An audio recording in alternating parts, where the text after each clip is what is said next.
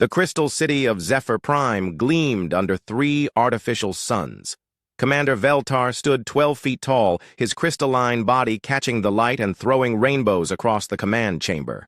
Energy flowed through his transparent form like liquid fire. Around him, other Zephyrians moved with the grace of beings who had never known fear. For 3,000 years, they had ruled the galaxy. Every species they encountered fell to their knees in worship. Some called them angels, others named them demons. All agreed they were gods. Veltar touched the quantum crystal at the center of the chamber. Information flowed directly into his mind through the network that connected all Zephyrians. Reports came from across their empire. The Andorian worlds were sending their monthly tribute of rare metals. The Helix systems had completed another temple complex. Everything was as it should be. Then came the strange report. Sub-Commander Zethara materialized beside him, her crystal body flickering with nervous energy. "Commander, we have received troubling news from the Rim territories." Veltar turned his glowing eyes toward her. "Speak." "A new species has emerged from the unexplored regions beyond the Kepler Nebula. Our scouts report they call themselves humans. They appear to be spreading through several star systems using primitive jump drives." The commander processed this information. New species were not uncommon. Most submitted immediately upon seeing Zephyrian power. A few required demonstration. None had ever posed a real threat. "What do our xenobiologists say about these humans?" Zethara's form dimmed slightly. "They are carbon-based life forms, bipedal, short-lived. Their technology appears crude by our standards. They use chemical rockets and nuclear power. Their ships are built from metal and ceramics." Veltar almost laughed. Metal ships. How primitive. The Zephyrians had not used solid matter for construction in over 2 millennia. Their vessels were pure energy held together by will and technology beyond the understanding of lesser beings. "Have they been contacted?" "Yes, Commander. Standard diplomatic protocols were followed. We sent the usual message announcing our divine nature and demanding submission." "And their response?" Zethara's light flickered again. "They asked questions, many questions, about our technology, our history, our territorial claims. They seemed more curious than afraid. This was unusual. Most species either worshipped immediately or cowered in terror. Questions suggested a lack of proper respect. Perhaps they do not understand what they face," Veltar mused. "How many worlds do they control?"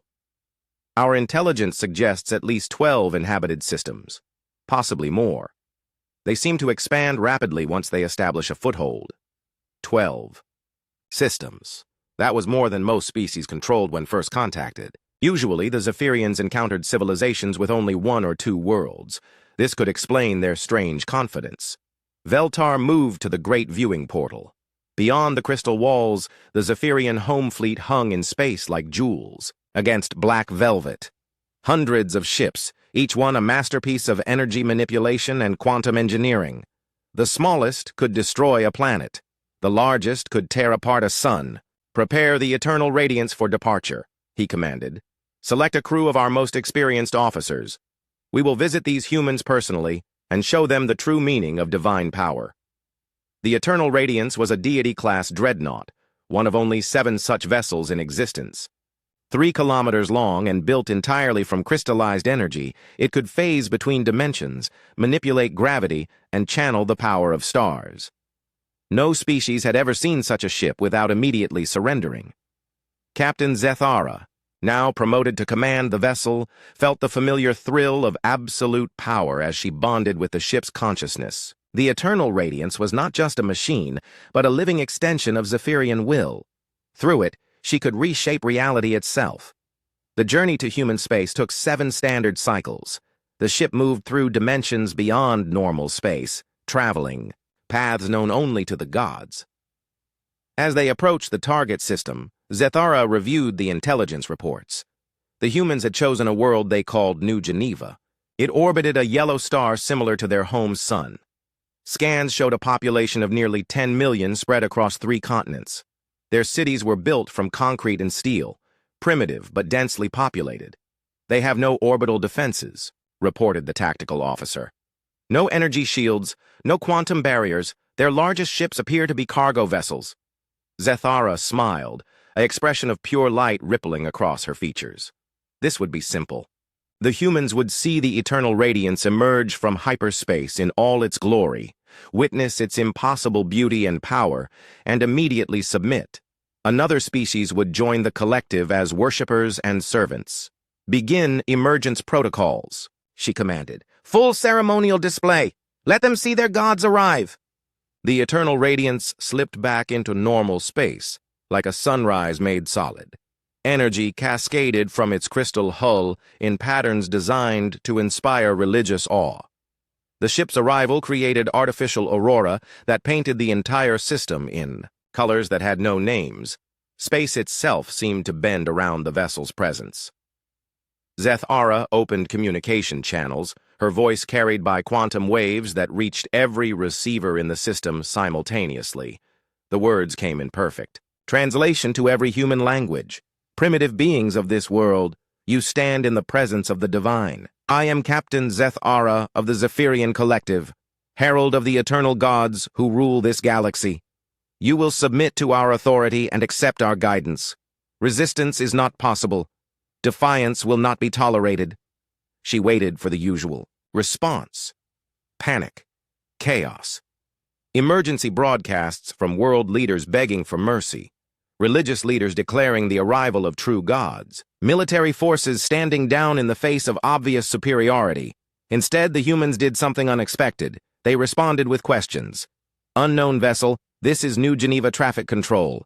Please identify your intentions and comply with system navigation protocols. You are operating in violation of established shipping lanes." Zethara stared at the communication console. Traffic control? Shipping lanes? These beings were treating the arrival of gods like a routine cargo delivery. "You dare to give orders to your superiors?" she broadcast. "Behold your gods and despair." The response came from a different source, calmer and more formal. "This is Colonel Martinez, New Geneva Defense Force. We acknowledge your presence and your claims. We are prepared to discuss terms, but we do not recognize any authority over human space except our own." Defense Force. They had military organization. They were not cowering or worshipping. They were negotiating. Zethara felt something she had not experienced in centuries. Confusion. This was not how first contact was supposed to proceed. Lesser beings did not negotiate with gods. "You will submit immediately or face the consequences of defying divine will," she transmitted, allowing power to build in the ship's weapons systems. Perhaps a demonstration was needed. The human response was immediate and shocking. "All civilian populations begin evacuation to orbital habitats immediately. This is not a drill. Hostile contact confirmed. Implementing Defense Protocol 7. Earth Command has been notified. Estimated response time 72 hours. Across the planet's surface, millions of humans began moving with organized efficiency. Ships launched from spaceports carrying people to stations hidden on the far side of the system's moons. The exodus was planned, practiced, and executed with military precision. Most disturbing of all was the final part of their message. They had called for help. These primitives thought someone was coming to save them. Zethara decided to end this farce quickly. She would destroy one of their empty cities as a demonstration, then demand immediate surrender. The sight of divine power would break their strange confidence. She selected a target and fired. Nothing happened. The gravitational beam that should have crushed buildings to dust simply stopped. Energy readings showed the weapon had functioned perfectly, but the target remained undamaged. Somehow, impossibly, the humans had neutralized an attack from a god ship. Alarms began sounding throughout the eternal radiance. Weapons fire was coming from the planet. Solid projectiles moving at incredible speeds struck the ship's hull. The phase shields that should have let them pass through matter like light were somehow being bypassed. For the first time in 3,000 years, a Zephyrian vessel took damage. "Retreat!" Zethara commanded, her voice breaking with shock and growing fear. Emergency jump to hyperspace. As the eternal radiance fled the system, its sensors detected massive energy signatures approaching through dimensions beyond normal space. The humans had not been bluffing. Help was coming, and it was bigger than anything the Zephyrians had ever seen. Captain Zethara materialized in the command chamber of Zephyr Prime 3 hours after her humiliating retreat. Her crystalline form flickered with damaged energy patterns. Dark cracks ran through her translucent body where human weapons had somehow found their mark. Commander Veltar studied her condition with growing alarm. In 3 millennia of conquest, no Zephyrian had ever returned from first contact bearing wounds. "Report," he commanded, though the quantum network had already shared her memories with every command-level Zephyrian in the collective. "The humans are not what we believed," Zethara said, her voice distorted by the damage to her energy matrix. "They knew we were coming. They were prepared." Veltar accessed the sensor records from the Eternal Radiance. The data made no sense. Human weapons should not have been able to penetrate Zephyrian technology. Their primitive kinetic projectiles should have passed harmlessly through phase shields. Their simple gravity generators should not have been able to counter divine power. Explain how carbon-based primitives damaged a godship. Their weapons are different. They fire solid matter at speeds approaching light. The projectiles carry electromagnetic charges that disrupt phase field integrity. They have studied our technology, Commander. They know how it works. This was impossible. Zephyrian science was beyond the understanding of lesser species. The quantum principles that powered their ships were discoveries made by beings of pure energy over thousands of years. No organic life form should be able to comprehend such concepts. What of their response to divine authority? Zethara's form dimmed further. They do not recognize it. When I announced our godhood, they treated it as a political claim. They spoke of negotiations and territorial disputes. They see us as just another species. Commander Veltar felt something he had not experienced since his earliest formation cycles. Doubt. For 3,000 years, the collective had ruled through a simple truth. They were gods, and all other life was beneath them. This belief had never been challenged because it had never needed to be. Every species they encountered confirmed their superiority by surrendering immediately, but the humans had fought back and won. You said they called for help. What kind of assistance can primitives provide? Unknown. But the energy signatures were massive. Multiple contacts, each one larger than our greatest vessels. They should arrive at New Geneva within hours. Veltar made a decision that would have been unthinkable a day earlier. Assemble the Third Fleet. We will investigate these humans in force. If their reinforcements are as primitive as they claim, we will destroy them as an example to the galaxy. The Third Fleet was the pride of Zephyrian military might. 50 vessels of various classes, each one capable of destroying entire civilizations. At its heart flew the command ship Divine Wrath, a super dreadnought that had personally ended the Andorian Rebellion 2 centuries earlier. Veltar took personal command of the fleet. As they emerged from hyperspace at the edge of the New Geneva system, he expected to find the humans cowering behind whatever pathetic defenses they had managed to construct. Instead, he found something that challenged everything he believed about, the nature of reality. A single ship hung in space between his fleet and the human world, but calling it a ship seemed insufficient. It was a fortress, a moving mountain of metal and ceramics that stretched over a kilometer in length. Angular surfaces covered in weapon mounts and armor plating made it look like a geometric nightmare brought to life. Where Zephyrian vessels were beautiful curves of crystallized energy, this thing was brutal function made manifest. It had no elegance, no grace. It looked like it had been built for one purpose: war. "Unknown vessel," Veltar broadcast. "You face the Third Fleet of the Zephyrian Collective. Stand down immediately or be destroyed." The response came from Admiral Sarah Chen, commanding officer of the UES Defiant. Her voice was calm, professional, and completely unimpressed. "This is Admiral Chen of the United Earth Systems Navy. You are in violation of human space. Your previous attack on New Geneva constitutes an act of war. You have 30 seconds to withdraw, or we will engage." War. They spoke of war with gods. Veltar laughed, the sound rippling through quantum space. "You face 50 ships of divine construction. Primitive. Your single vessel cannot stand against the power of the gods." 30 seconds, Chen repeated. Around the Defiant, space began to shimmer. Dozens of smaller craft emerged from stealth fields that should not have existed. human fighter craft, moving in formations that spoke of military discipline and tactical training. Behind them, larger shapes began to resolve as more ships dropped their camouflage. The humans had been hiding an entire fleet. Impossible, Veltar whispered. Our sensors detected no additional vessels. His tactical officer's voice carried fear, for the first time in centuries. Commander, I am reading over 200 contacts. Energy signatures are unusual. Their power sources do not match any known technology. On the main display, Admiral Chen's face appeared. She was a small being, by Zephyrian standards, barely 2 meters tall, with the short lifespan typical of organic creatures, but her eyes held something that made Veltar uneasy. Experience, intelligence, and complete confidence. Commander Veltar, she said, using his name though he had not provided it. We know who you are. We know what you've done to the Andorian Republic, the Helix Confederacy, and 17 other civilizations. We've been watching you for 67 years. Watching. These primitives had been studying the collective without being detected. The implications were staggering.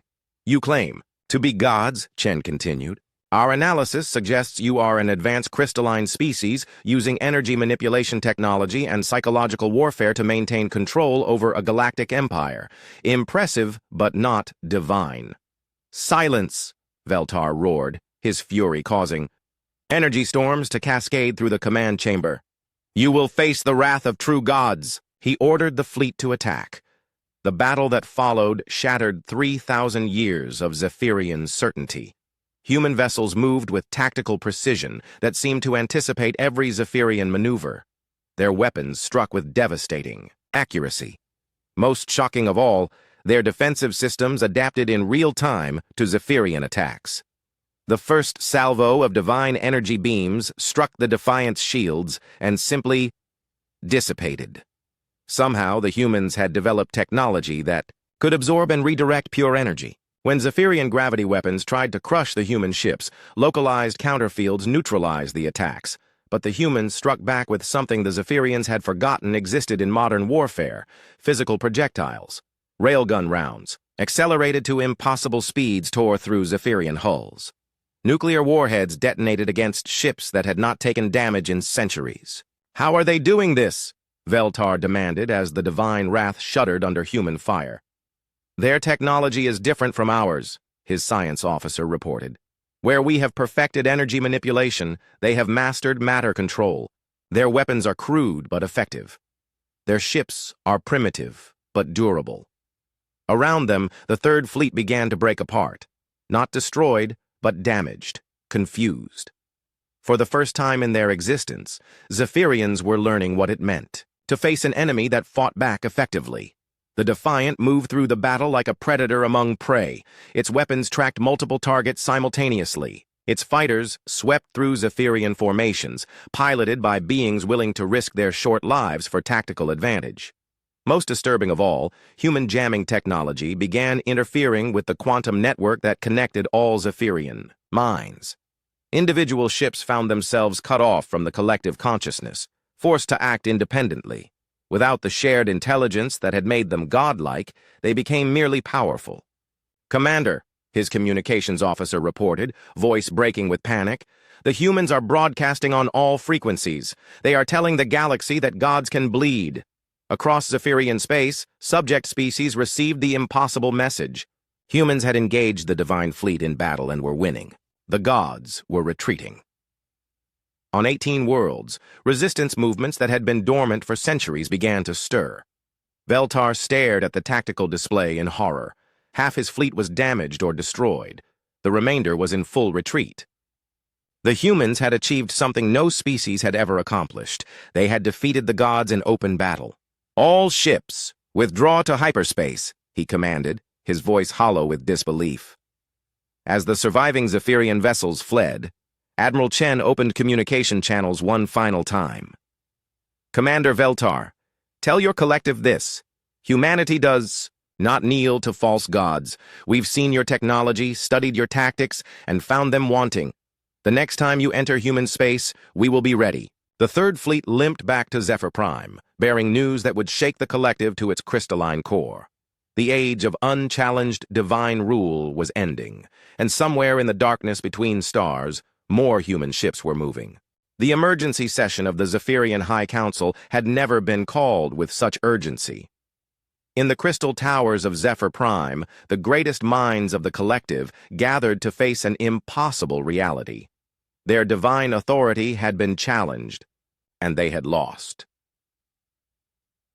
Prime Consciousness Velthara, oldest and most powerful of their kind, materialized at the center of the chamber. Her form blazed with energy accumulated over 4 millennia of existence. Around her, 12 other council members created a ring of living light. "Show us," she commanded. The chamber filled with holographic displays showing the battle at New Geneva. Every detail was preserved in quantum memory. Human ships moving with tactical precision, Zephyrian vessels taking damage, gods retreating in defeat. "Analysis," Velthara demanded. Commander Veltar, his form still bearing scars from the engagement, stepped forward. "The humans possess technology we do not understand. Their weapons bypass our defenses. Their shields absorb our attacks. Most disturbing, they have been studying us for decades without our knowledge." Impossible. No primitive species could hide. From divine perception, the evidence suggests otherwise. Prime consciousness. They knew our names, our ship classifications, our tactical doctrines. This was not a chance encounter. It was a planned engagement. Velthara's light flickered with something the collective had not felt in millennia: fear. "What of their reinforcements?" "Unknown. Our sensors detected massive energy signatures approaching the system as we withdrew. Based on the readings, their fleet composition exceeds our largest formations." The council members exchanged quantum communications at light speed. Calculations flowed between their consciousness, modeling potential scenarios. Every projection came to the same conclusion: if the humans possessed military capabilities to match their demonstrated technology, the collective faced its first existential threat. "We will not allow primitives to challenge divine order," Velthara declared. "Assemble the first fleet. We will crush these humans and make an example that will echo across the galaxy for another 3,000 years." The first fleet represented the ultimate expression of Zephyrian power.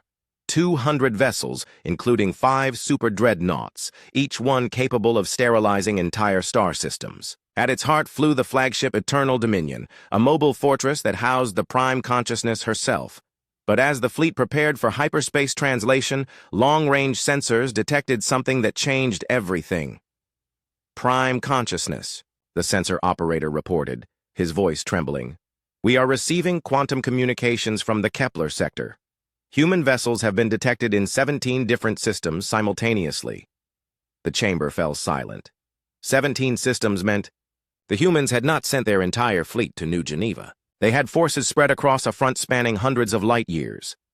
This was not a single colony defending itself. This was an organized military power conducting coordinated operations. "Show me," Velthara commanded.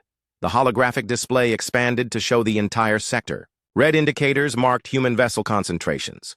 Blue showed Zephyrian positions. For the first time in their history, the collective was outnumbered. "How many ships do they have?" someone asked. Conservative estimates suggest over 1,500 vessels of various classes. Their largest concentrations are moving toward strategic Zephyrian installations. 1,500 ships. The entire collective fleet numbered barely 1,000 vessels spread across dozens of sectors. If the humans could field such numbers, traditional Zephyrian tactics would be useless. "We must strike now, before they can coordinate their full strength," Velthara decided. The first fleet will engage their primary formation and demonstrate that gods cannot be defeated by quantity alone. The journey to human space took 4 standard cycles at maximum hyperspace velocity. As they approached the New Geneva system, Zephyrian confidence began to waver. Long-range scans showed energy signatures that defied explanation. "Prime Consciousness," the tactical officer reported. "I am detecting a single massive contact at the edge of the system. Power output exceeds our most optimistic projections." On the main display, an image resolved that challenged everything the Zephyrians thought they knew about ship construction. The UES Defiant had been impressive for a primitive vessel. This new ship was something else entirely. The UES Leviathan stretched over 2 kilometers in length and massed more than a small moon. Its hull was a dark metal that seemed to absorb light, covered in weapon emplacements that numbered in the thousands. Energy readings suggested power generation capabilities that rivaled small stars. "Impossible," Velthara whispered. "No organic species could construct such a vessel." Admiral Chen's voice reached them across the void, transmitted on frequencies the humans should not have been able to access. "Prime Consciousness Velthara, I am Admiral Sarah Chen of the United Earth Systems, Navy. You are in violation of the Treaty of New Terra, signed by 17 species who have rejected your authority." Treaty. The humans had been building alliances while the collective remained isolated in their assumption of divine superiority. "We recognize no authority but our own," Velthara replied. "You face the might of true gods. Surrender now and your deaths will be swift." "We've heard that before," Chen responded. "Let me show you something." Space around the Leviathan began to shimmer and distort. Ships materialized from concealment fields as sophisticated as anything in Zephyrian technology. But these were not just human vessels. The fleet included ship designs from across the galaxy, Andorian cruisers, Helix destroyers, even some classes the collective did not recognize. "You are looking at the combined Liberation Fleet," Chen announced. 43 species over 800 ships, all united in a single cause. "Ending your reign of terror." Velthara stared at the display in growing horror. These were species the collective had conquered centuries ago. Civilizations that had accepted divine rule and paid tribute for generations. They had somehow rebuilt their fleets in secret and allied with the humans. The Andorians were destroyed. The Helix Confederacy submitted completely. "No," Chen corrected. "They adapted. They learned. They waited. And when humanity offered them an alternative to servitude, they joined us." The first shots of the engagement came from an unexpected source. Andorian vessels, using tactics the Zephyrians had not seen in 200 years, struck at the flanks of the divine formation. Their weapons had been upgraded with human technology, turning former slaves into equals in combat. The battle that followed was unlike anything in galactic history.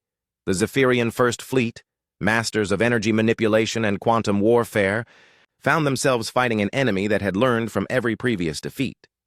Human tactical doctrine was built around adaptability and coordination.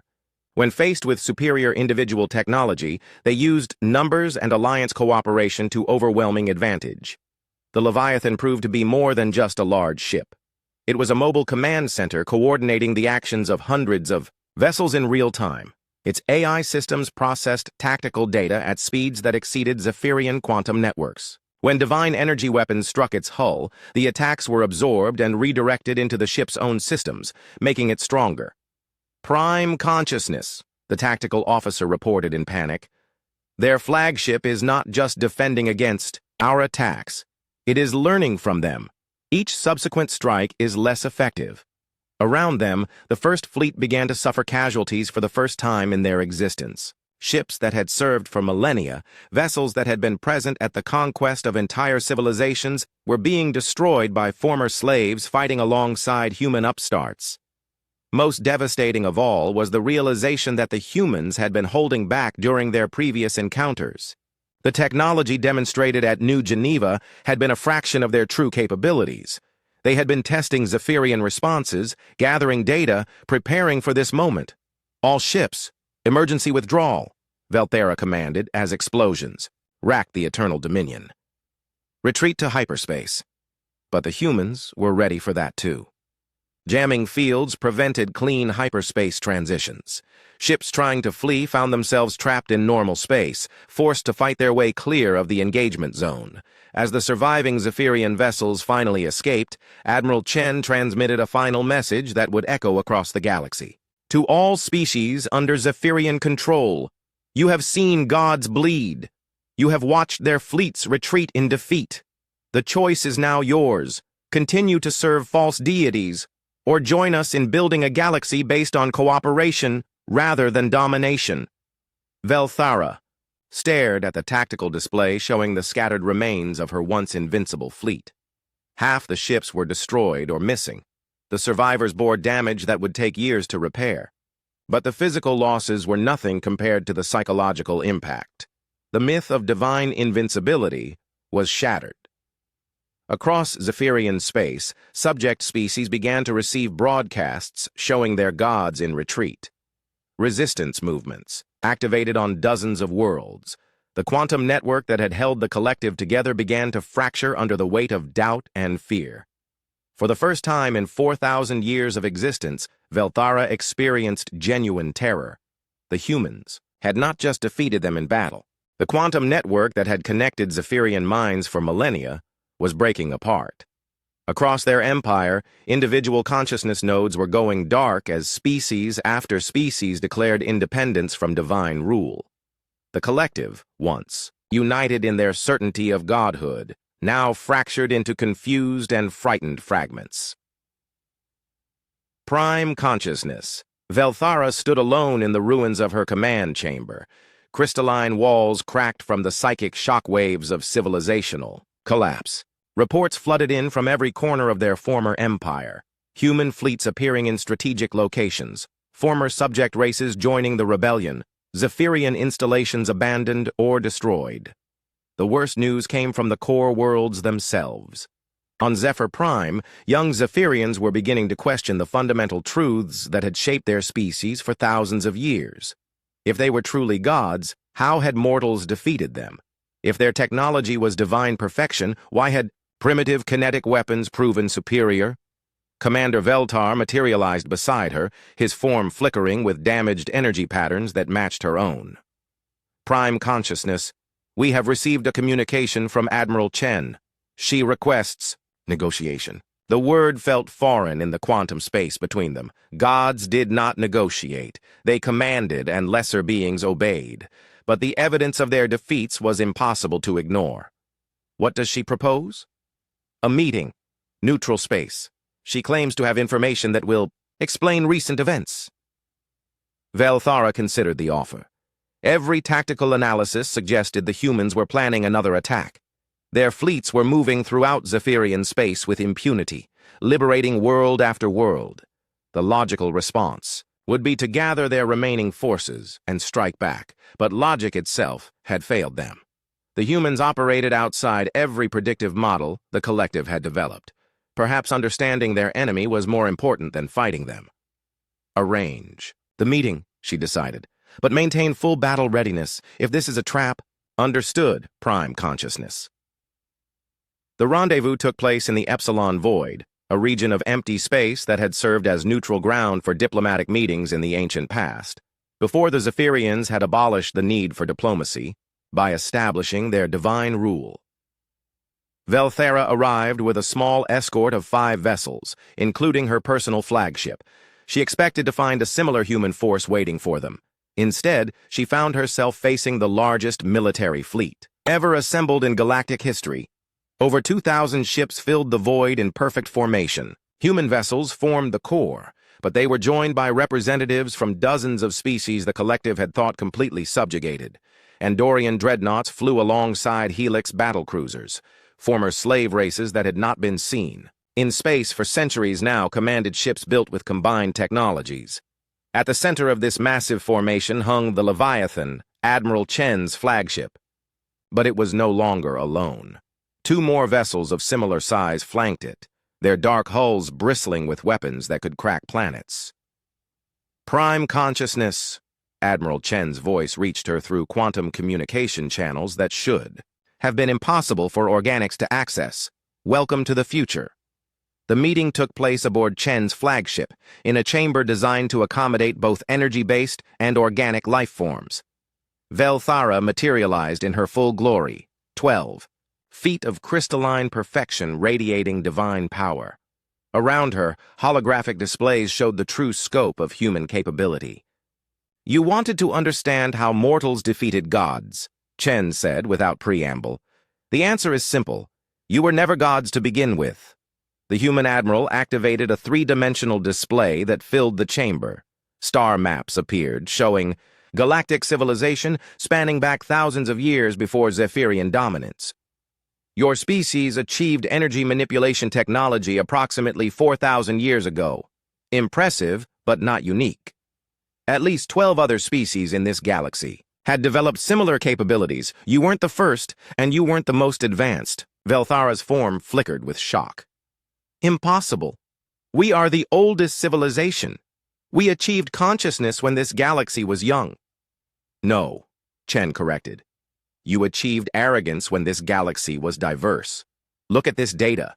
The display shifted to show archaeological evidence from dead worlds, technological artifacts that predated Zephyrian civilization by millennia, species that had mastered matter manipulation, dimensional travel, even time dilation, all destroyed or forgotten during the Great Consolidation Wars. You weren't gods, Chen continued. You were survivors of a galactic dark age who convinced yourselves that being the last advanced species meant being divine. The revelation struck Velthara like a physical blow. Everything the collective believed about their own history was wrong. They had not emerged as gods among primitives. They had crawled from the ruins of a fallen galactic civilization and declared themselves supreme by default. But our technology, she began, is impressive but limited, Chen interrupted. You perfected energy manipulation at the cost of material science. You developed individual power at the expense of cooperative innovation. For 3,000 years, you've remained essentially static while the rest of the galaxy slowly rebuilt. Chen activated another display showing the construction of human shipyards, the development of their alliance network, the careful analysis of Zephyrian weaknesses conducted over decades of secret observation. We studied you for 67 years. Every battle, every conquest, every technological demonstration.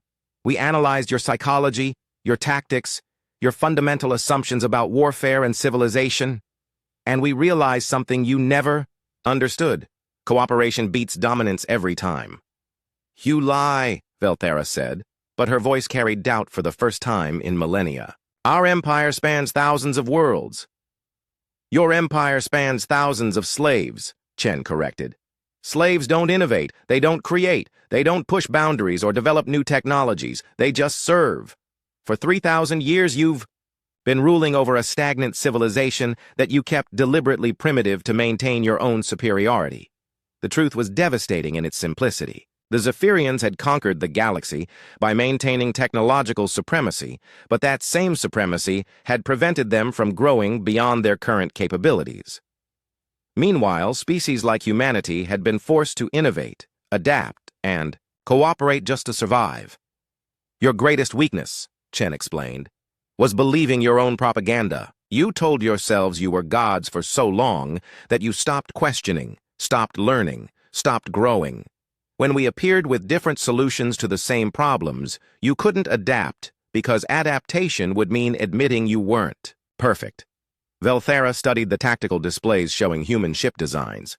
Where Zephyrian vessels were elegant expressions of energy manipulation, human craft were brutal combinations of multiple technologies. Kinetic weapons that could penetrate energy shields, armor that absorbed and redirected energy attacks, AI systems that learned and adapted faster than organic consciousness. How did you develop such technology in isolation? We weren't isolated, Chen replied. That was another assumption. Humanity made contact with other species decades before you discovered us. The difference was, we came as traders and allies, not conquerors. The Vegan Confederacy taught us advanced metallurgy. The Centauri Republic shared gravitational engineering. The Kepler colonies provided quantum computing advances. The display showed a network of peaceful contact and technological exchange that had been invisible to Zephyrian sensors, focused on detecting threats and submission. While the collective had ruled through fear, humanity had built relationships through mutual benefit. Each species we encountered added to our capabilities, Chen continued. We didn't demand worship or tribute, we offered partnership. By the time you noticed us, we had already become something you couldn't understand. A truly cooperative civilization. But the other species submitted to us willingly, Velthara protested. They accepted our divine nature. They accepted your superior firepower, Chen corrected. There's a difference. Fear-based compliance isn't loyalty. The moment someone offered them an alternative, they chose freedom. As if to prove her point, the chamber's communication system activated. Representatives from dozens of species appeared, in holographic form around them. Andorians, Helix citizens, Even races Velthara didn't recognize, all speaking as equals with the human admiral. "Prime consciousness," said Ambassador Keithaval of the Andorian Republic. "We bear you no malice, but we will never again bow to false gods. The humans have shown us what true partnership looks like. The Helix Confederacy stands with the Liberation Alliance," declared another representative. "Our worlds are free, and they will remain so." One by one, former subject species declared their independence and their alliance with humanity. The Zephyrian Empire was dissolving in real time as 3,000 years of suppressed resentment finally found expression. "This is what you never understood," Chen said as the testimonies continued. "Power based on fear is temporary. Power based on cooperation is permanent. You ruled through intimidation, but we lead through inspiration." The crystal spires of Zephyr Prime had stood unchanged for 3 millennia, monuments to eternal divine rule. Now, they flickered with uncertainty as the collective struggled to process a reality that challenged their most fundamental beliefs. The quantum network that had once carried unified divine consciousness now transmitted chaos, fear, and something the Zephyrians had never experienced: doubt. Prime consciousness. Velthara stood at the apex of the tallest spire, her crystalline form dim with the weight of impossible choices. Below her, the greatest city in the galaxy was tearing itself apart as individual Zephyrians chose between clinging to false godhood or accepting the truth of their mortality. The reports flowing through the failing network painted a picture of total collapse. 17 core worlds had declared independence from central authority. Former subject species had seized control of strategic installations throughout the Empire. Human fleets moved freely through space that had been considered sacred and inviolate for thousands of years. Most disturbing of all were the messages coming from young Zephyrians who had never known defeat. They were asking questions that had been forbidden for millennia. If we are gods, why do we suffer? If our technology is perfect, why did others surpass it? If our rule is just, why does the galaxy rejoice at our downfall? Commander Veltar materialized beside her, his energy form fractured with stress patterns that spoke of minds pushed beyond their limits. "Prime consciousness. Admiral Chen has arrived in the system. She requests a final meeting." "Just her? Her flagship and a small escort? She claims to come in peace." Velthara almost laughed at the absurdity. The human who had shattered their empire now offered peace. The mortal who had proven gods could bleed was extending mercy to her victims. "Very well, but this time we meet on equal terms." The final confrontation took place aboard the Leviathan, in the same chamber where Velthara had first learned the truth about her species' history. But the atmosphere was different now. There was no hostility, no threat of violence, just 2 representatives of different civilizations trying to find a path forward. Admiral Chen looked tired. The weight of commanding a galactic liberation had aged her visibly in the months since their first meeting. But her eyes still held the quiet confidence that had so unsettled the Zephyrians. "You look different," she observed, as Velthara materialized across from her. It was true.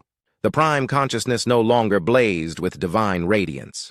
Her crystalline form was muted, subdued, almost humble.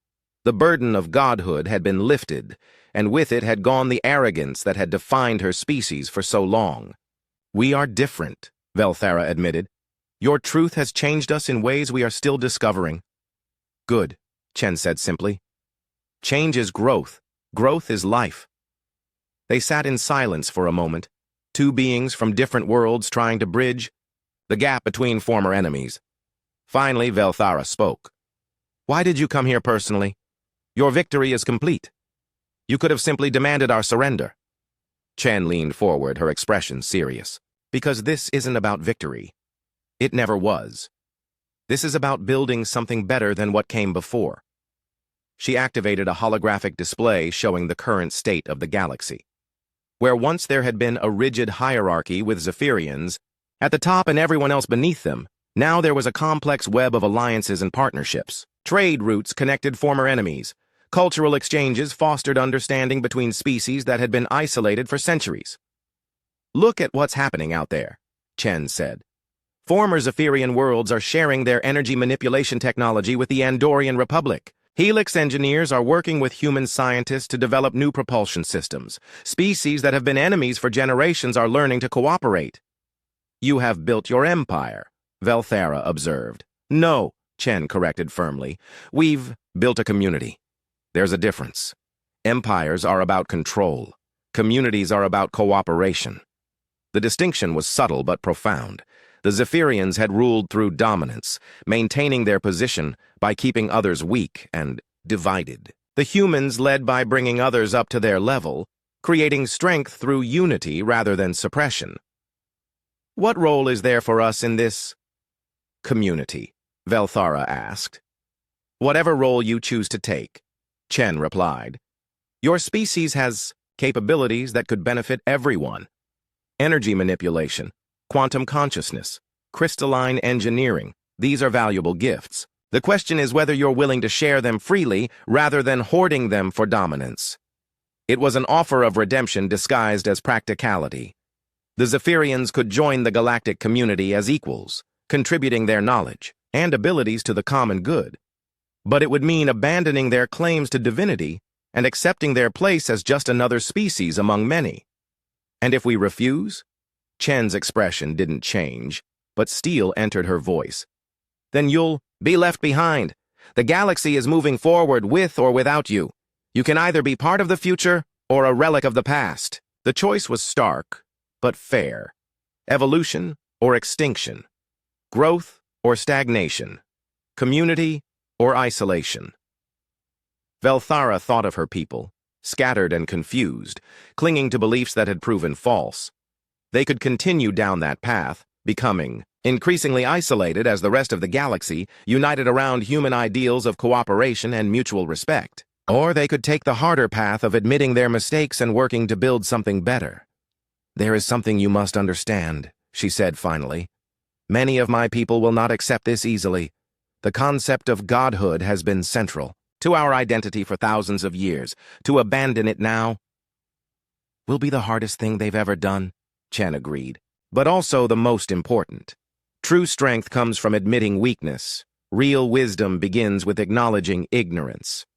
They talked for hours, working through the practical details of Zephyrian integration into the galactic community. Reparations for conquered species, technological exchanges, cultural understanding programs.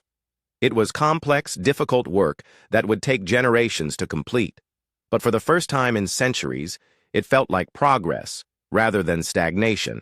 As the meeting concluded, Velthara asked one final question. Why did you show us mercy? Your forces could have destroyed us completely. Chen smiled, and for a moment the weight of command lifted from her shoulders.